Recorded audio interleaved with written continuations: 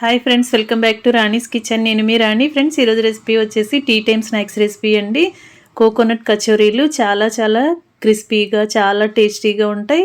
చాలా సింపుల్గా కూడా చేసుకోవచ్చు. అన్ని ఇంట్లో ఉన్న ఇంగ్రీడియంట్స్తో పిండి అనేది ఈజీగా కలుపుకొని మనం ఈ రెసిపీని ప్రిపేర్ చేసి ఫ్యామిలీకి సర్వ్ చేయొచ్చండి.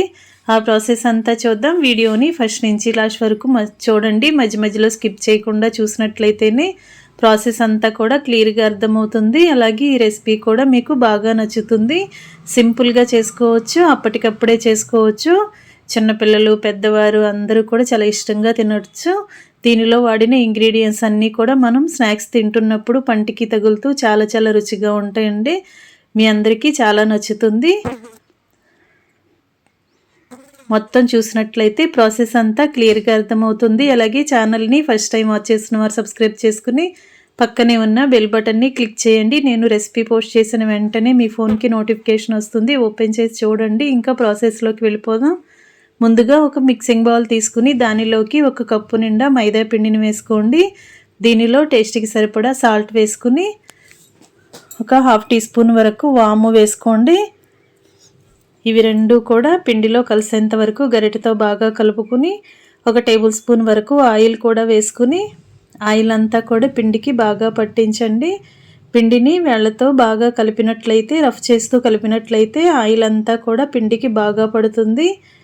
పిండి ఎక్కువగా నానబెట్టి పెట్టుకునే టైం అనేది ఉంది అనుకుంటే ఇలా కొంచెం ఆయిల్ వేసుకుంటే సరిపోతుందండి. లేదా అప్పటికప్పుడే రెసిపీ చేసుకోవాలి అనుకుంటే ఆయిల్ని బాగా వేడి చేసి పిండిలో కలుపుకోండి. వేడివేడిగా ఉన్న ఆయిల్ వేసుకున్నట్లయితే పిండి అంతా కూడా చాలా త్వరగా నానిపోయి స్నాక్స్ అనేవి చాలా క్రిస్పీగా పొంగుతూ వస్తాయి.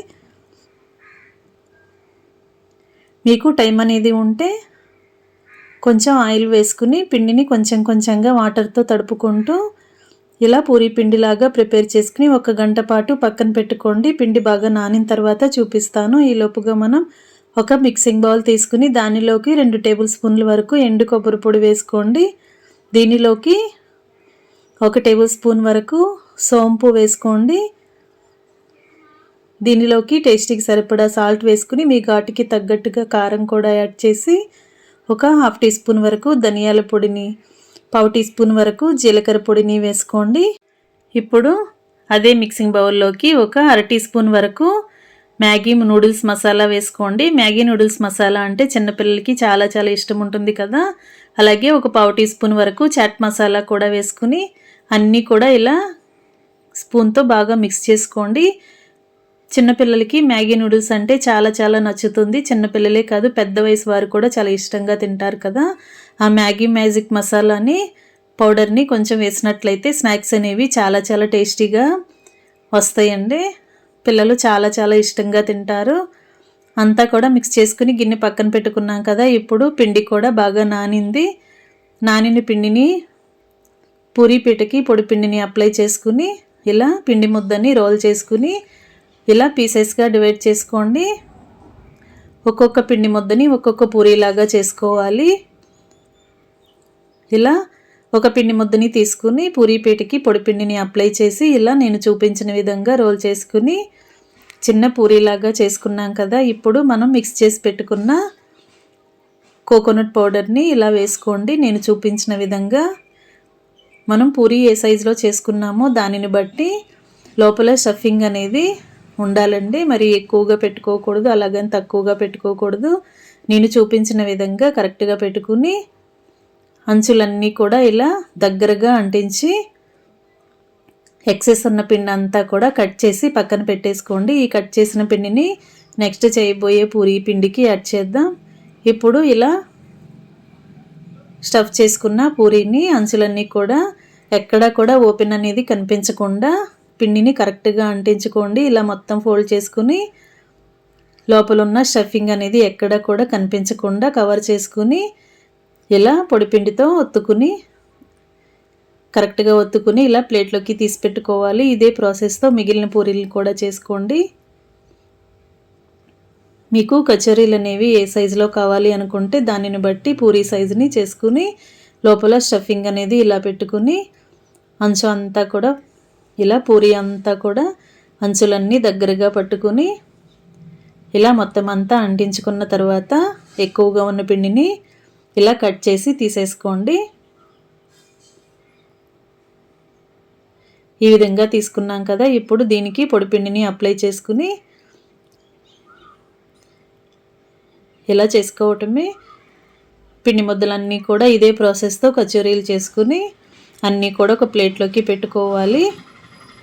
ప్రాసెస్ అంతా చాలా సింపుల్గా ఉంటుందండి. టేస్ట్ అనేది చాలా చాలా బాగుంటుంది. మీకు టేస్ట్ అనేది కొత్తగా అనిపిస్తుంది. మొత్తం అన్నీ కూడా ఈ విధంగా చేసి అన్నీ కూడా ఒక ప్లేట్లోకి పెట్టేసుకున్నామంటే డీప్ ఫ్రై చేయటం అనేది ఈజీ అవుతుంది. ఫ్రెండ్స్, ఛానల్ని ఫస్ట్ టైం వాచ్ చేస్తున్న వారు సబ్స్క్రైబ్ చేసుకుని పక్కనే ఉన్న బెల్ బటన్ క్లిక్ చేయటం మాత్రం మర్చిపోకండి. నేను రెసిపీ పోస్ట్ చేసిన వెంటనే కూడా మీ ఫోన్కి నోటిఫికేషన్ వస్తుంది. ఓపెన్ చేసి చూసి మీరు కూడా ట్రై చేసి మీకు ఎలా వచ్చిందో నాతో కమెంట్ సెక్షన్లో షేర్ చేసుకోండి. కచోరీలు చేసుకోవటం కంప్లీట్ అయిన తర్వాత స్టవ్ ఆన్ చేసి కళాయి పెట్టుకుని డీప్ ఫ్రై సరిపడా ఆయిల్ పోసి ఆయిల్ కాగిన తర్వాత ఫ్లేమ్ని మీడియంలో పెట్టుకుని ఇలా కళాయిలో ఆయిల్కి పట్టినన్ని కచోరీలు వేసుకుని రెండు వైపులా కూడా బాగా క్రిస్పీగా అయ్యేంత వరకు ఫ్రై చేసుకోవాలండి. పిండి అనేది కొంచెం ఎక్కువగా నానినట్లయితే ఇలా కచోరీలు అనేవి పొంగుతూ వస్తాయండి. అంతేకాకుండా వేడివేడిగా ఉన్న ఆయిల్ని పిండిలో కలుపుకున్నా కూడా పూరీలు అనేవి ఇలా బాగా పొంగుతూ క్రిస్పీగా వస్తాయి. ఇలా రెండు వైపులా కూడా బాగా కరెక్ట్గా ఈవెన్గా ఫ్రై చేయండి.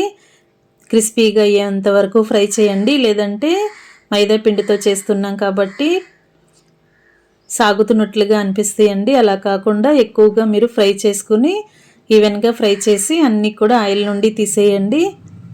ఇదే విధంగా మిగిలిన వాటిని కూడా ఆయిల్లో వేసుకుని ఇదే ప్రాసెస్తో రెండు వైపులా కూడా బాగా ఫ్రై చేసి అన్నీ కూడా ఆయిల్ నుండి తీసేసి డీప్ ఫ్రై చేయటం కంప్లీట్ అయిన తర్వాత స్టవ్ ఆఫ్ చేసుకుని వేడివేడి కోకోనట్ కచోరీలను సర్వింగ్ ప్లేట్లోకి తీసుకుని ఫ్యామిలీకి సర్వ్ చేసుకోవటమే. చిన్నపిల్లలు చాలా చాలా ఎంజాయ్ చేస్తూ తింటారు. అంతేకాకుండా పెద్దవారు కూడా టీ టైం స్నాక్గా చక్కగా సర్వ్ చేసుకోవచ్చండి.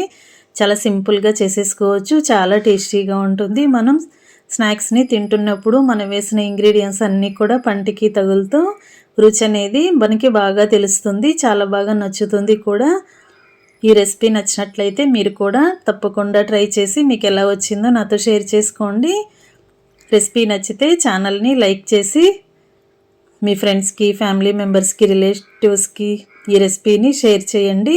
మరొక రెసిపీతో మళ్ళీ కలుద్దాం. Thanks for watching. నేను మీ రాణి.